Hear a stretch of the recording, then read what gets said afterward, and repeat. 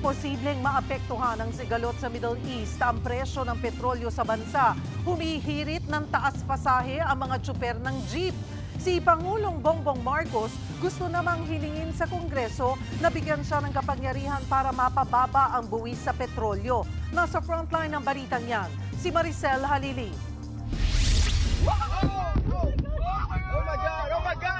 Kung magtutuloy-tuloy ang matinding tensyon sa gitnang silangan, pihadong tuloy-tuloy din ang pagtaas ng presyo ng petrolyo sa Pilipinas. Kaya ikinukonsidera ngayon ng administrasyon ang paghingi ng Authority to Reduce Excise Tax para kay Pangulong Bongbong Marcos sakaling mangyari ito.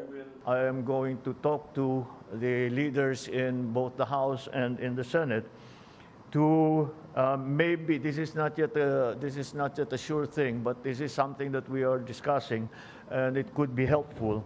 Is to give me the president the authority to reduce excise tax on petroleum products should Dubai crude exceed $80 per barrel.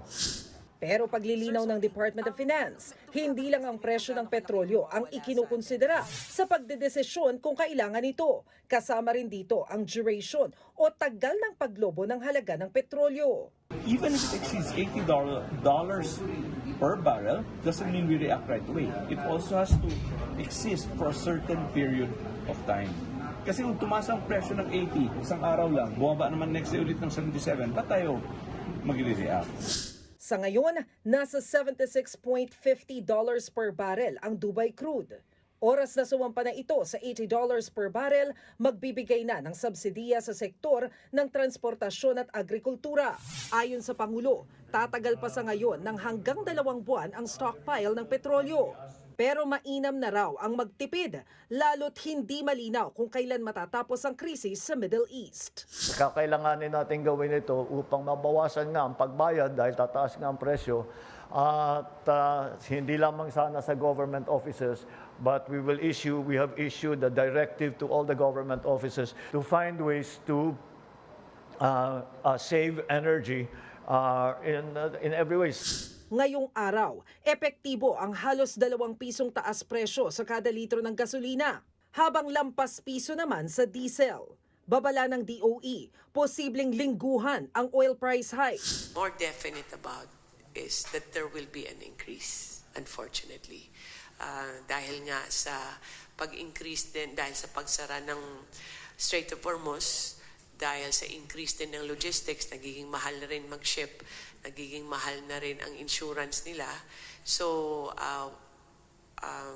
let's expect an increase in the pump prices. Ang grupong Pasang Mazda, muling binubuhay ang petisyong pisong provisional fare increase sa mga jeep. Ang pangako ko bilang petitioner, pag nag-normalize, ibaba natin sa ating presyo. Pero hindi nag-normal eh. Pataas ng pataas eh.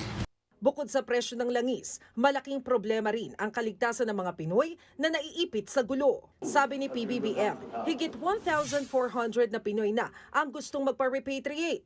Yun nga lang, hindi pa sila mapauwi.